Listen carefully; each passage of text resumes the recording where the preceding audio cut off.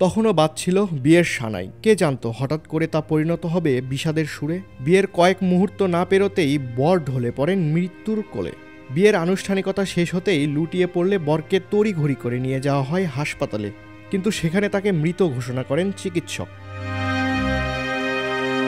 চোখের পলকে উৎসব পরিণত হয় শোকে। চারপাশে ছিল উৎসবের ঝলক, বর কনের হাসি মুখের ছবি তোলার প্রস্তুতিও চলছিল। মঞ্চে তখন মঙ্গলসূত্র পরানোর মুহূর্ত, আর ঠিক তখনই ঘটে সেই অকল্পনীয় ঘটনা। মঙ্গলসূত্র পরানোর পর মঞ্চে দাঁড়ানোর মাত্র কয়েক মিনিট পরেই মাটিতে লুটিয়ে পড়েন বর। হাসপাতালে নেওয়া হলেও জীবিত ফিরিয়ে আনা যায়নি তাকে। চিকিৎসকরা জানান মৃত্যু হয়েছিল বিয়ের মঞ্চেই। চিকিৎসকরা বলেছেন হার্ট অ্যাটাকে মৃত্যু হয়েছে বরের। তার মৃত্যুতে শোক স্তব্ধ হয়ে গেছে গোটা পরিবার।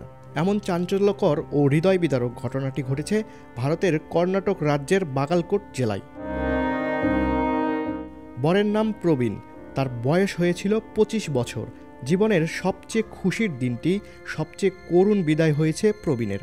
সেই ঘটনা তুলে ধরে প্রতিবেদন প্রকাশ করেছে ভারতীয় সংবাদ মাধ্যম দ্য ইকোনমিক টাইমস। আন্তর্জাতিক ডেস্ক, দৈনিক করতোয়া।